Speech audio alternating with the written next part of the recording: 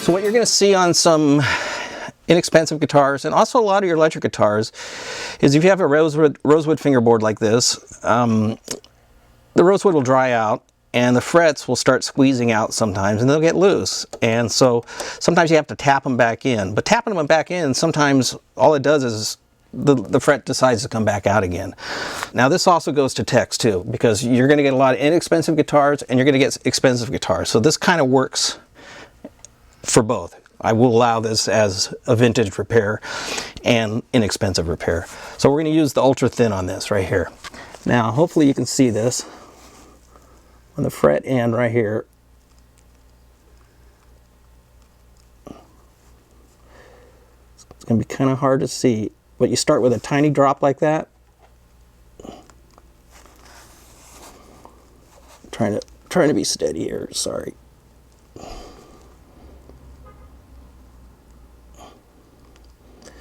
Now I can see it wicking in. If I put too much on there, it won't wick in.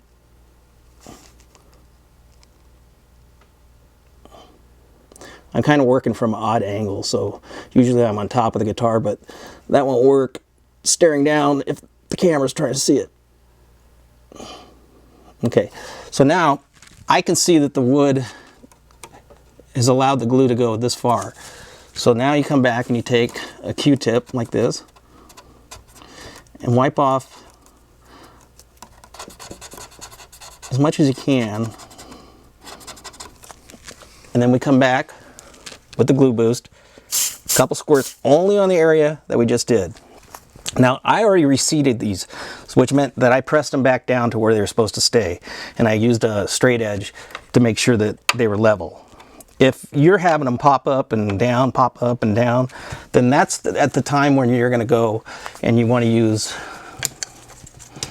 like I don't know, something like this, or even another piece of metal, a flat gauge.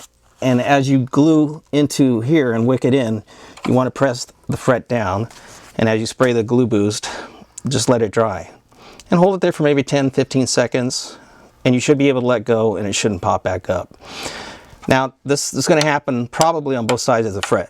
What this is called cross grain shrinkage. So here's the wood grain going this way, and it wants to shrink this way over time.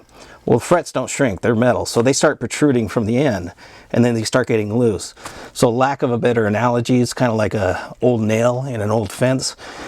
These guys just don't want to stay in there. They do have little barbs on the insides of them that holds them, but after a while, they just get really loose. It's kind of a spongy wood, for lack of a better term, for rosewood. But before you start oiling it up and doing everything, you want to make sure you get your frets seated, and then you can continue with your fret levels and your fret dressings, or just a steel wool and clean it up. So this is rock solid now. When you come back with 4000 steel wool, always look for the 40. Make sure you wipe it this way first, the steel wool. Obviously it's not steel wool, and then go back this way. And you can take your finger and your thumb with the steel wool and get in there, and you can actually clean up any tiny little bits of MasterGlu that might have oozed out a little bit. It'll come right out.